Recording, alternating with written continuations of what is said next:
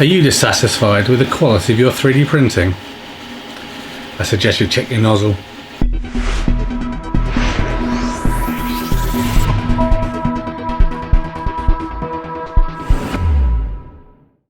Okay, so just a really quick video. If you subscribe to the channel already, you know that I've got this Wanhao duplicator 4S 3D printer. I've had it for quite a few years now, really happy with it. Up until recently, where I wasn't really happy with the quality of the prints. It had really gone from being like amazing to being quite suboptimal. And initially I thought it was an issue with the PLA, because I hadn't done any prints for a while. I'd never taken the PLA and put it away in the kind of storage bucket I normally put it in.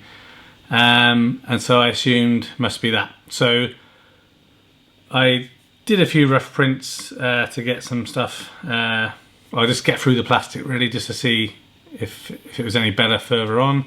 And you'll see like the prints I did of the door handle and stuff if you look at the workshop list. So I got through that. I bought some new plastic and did some more printing, and the same problem. So I'll give you an example. This here is a really nice Moon City design, but you can see here the quality of the print is just terrible, really. Nothing to be proud of. And so I was like, I mean, I was still able to do some functional things, just they regularly looked tatty, which was okay if you're just trying to make something functional, but not if you really care too much about the appearance.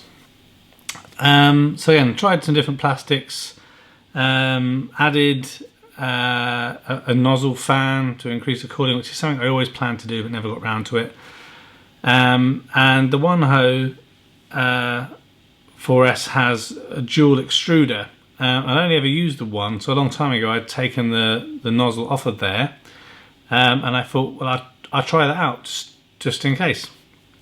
And so I put that on, and amazingly we're back to exactly how things used to be. So I printed out another one of these Moon Cities, which I've now sprayed, and look at the difference.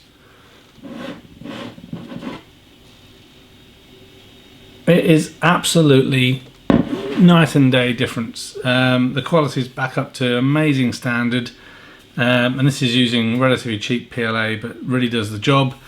So yeah, it's really just a note to everyone is we often think about the temperature of the nozzle and the bed. We rarely think about the cooling, I think. So I think I mentioned that before. Which is also why I printed out that the nozzle cooling ducts. But I don't think we consider the fact that that nozzle is getting worn out over time. So obviously there's the combination of the heat and the plastic being pushed through there. And I do an overlay now, you can see the difference. So the nozzles that I use are 0.4 mil, which looks obviously like a pinhole normally, but the hole really had increased significantly. I think it's just a combination of obviously use over time, many years of printing, and obviously when things got stuck, clearing it out, all this sort of stuff has just taken its toll on it.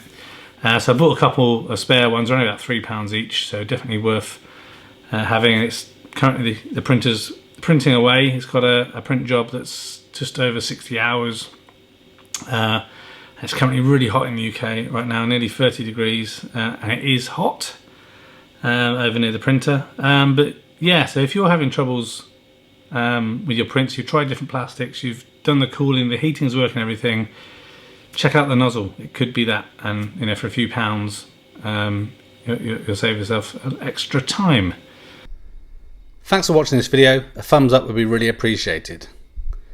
If you're interested in other geek type videos, please consider subscribing to Spectrum Geeks. Why not also follow us on Facebook, Instagram and Twitter. And before you leave, why don't you check out one of these other videos that may be of interest. Thanks again for watching.